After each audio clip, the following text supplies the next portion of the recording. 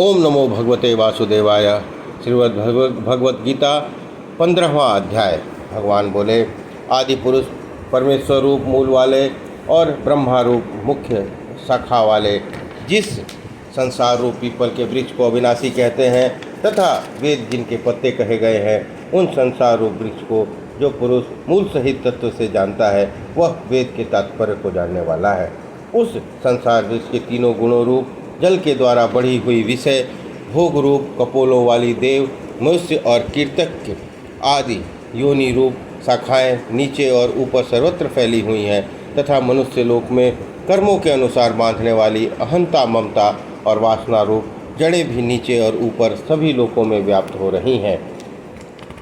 इस संसार वृक्ष का स्वरूप जैसा कहा है वैसा यहाँ विचार काल में नहीं पाया जाता, क्योंकि न तो इसका आदि है, न अनंत है और न इसकी अच्छी प्रकार की स्थिति ही है।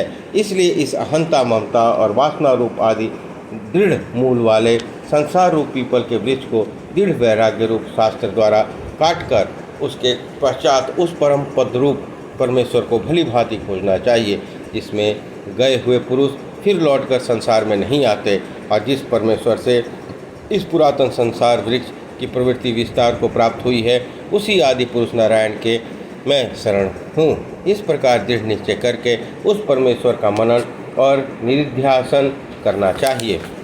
जिसका मान और मोह नष्ट हो गया है, उन्होंने आसक्ति रूप दोष को जीत लिया है।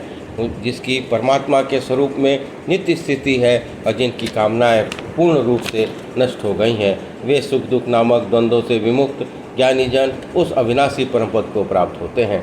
जिस परमपद को प्राप्त होकर मनुष्य लौटकर संसार में नहीं आते, उस स्वयं प्रकाश परमपद को न सूर्य प्रकाशित कर सकता है, न चंद्रमा, न ही अग्नि ही। वही मेरा परम धाम है। इस देह में यह सनातन जीवात्मा मेरे ही अंश है और वही इस प्रकृति में स्थित मन और पांचों इंद्रियों को आकर्षण करता है। वायु गंध से स्थान से गंध को जैसे ग्रहण करके ले जाता है, वैसे ही देहादि का स्वामी जीवात्मा भी जिस शरीर का त्याग करता है उससे इन मन सहित इंद्रियों को ग्रहण करके फिर जिस शरीर को प्राप्त होता है उसमें जाता है। यह जीवात्मा श्रोत्र चक्षु त्वचा को तथा रसना घ्राण और मन को आश्रय करके अर्थात इन सब के सहारे ही विषयों का सेवन करता है। शरीर को छोड़कर जाते हुए को अथवा शरीर में स्थित हुए को अथवा विषयों को भोगते हुए को, इस प्रकार तीनों गुणों से युक्त हुए को भी अज्ञानी जन नहीं जानते। केवल ज्ञान रूप नेत्र वाले विवेकशील ज्ञानी ही तत्व को जानते हैं। यत्न करने वाले योगी जन भी अपने हृदय में स्थित इस आत्मा के तत्व से जानते हैं, किंतु जिन्होंने अपने अंतःकरण को शुद्ध नहीं किया है, ऐसे अज्ञानी जन तो यत्न करते रहने पर भी इस आत्मा को नहीं जानते। सूर्य में स्थित जो तेज संपूर्ण जगत को प्रकाशित करता है तथा जो तेज चंद्रमा में है और जो अग्नि में है, उसको तू मेरा ही तेज जान। और मैं ही पृथ्वी में प्रवेश करके अपनी शक्ति से सब भूतों का धारण करता हूँ और रस स्वरूप अर्थात अमृत में चंद्रमा होकर संपूर्ण औषधियों को अर्थात वनस्पतियों को पुष्ट करता हूँ।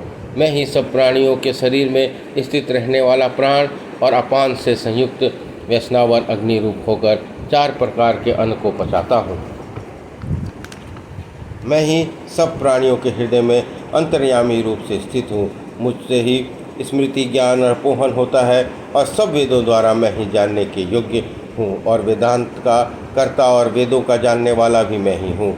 इस संसार में नाशवान और अविनाशी भी ये 2 प्रकार के पुरुष हैं। इनमें संपूर्ण भूत प्राणियों के शरीर तो नाशवान और जीवात्मा अविनाशी कहा जाता है। इन दोनों में से उत्तम पुरुष तो अन्य ही है, जो तीनों लोकों में प्रवेश करके सबका धारण पोषण करता है। और अविनाशी परमेश्वर और परमात्मा इस प्रकार कहा गया है, क्योंकि मैं नाशवान जड़ वर्ग क्षेत्र से जो सर्वदा अतीत हूँ और अविनाशी जीवात्मा से भी उत्तम हूँ, इसलिए लोक में और वेद में भी पुरुषोत्तम नाम से प्रसिद्ध हूँ। भारत, जो ज्ञानी पुरुष मुझको इस प्रकार तत्व से पुरुषोत्तम जानता है, वह सर्वज्ञ पुरुष सब प्रकार से निरंतर मुझ वासुदेव परमेश्वर को भजता है। हे निष्पाप अर्जुन, इस प्रकार यह अति रहस्ययुक्त गोपनीय शास्त्र मेरे द्वारा कहा गया। इसको तत्व से जानकर मनुष्य ज्ञानवान और कृतार्थ हो जाता है। इस प्रकार श्रीमद् भगवद गीता 15वां अध्याय संपन्न हुआ। बोलिए कृष्ण भगवान की जय।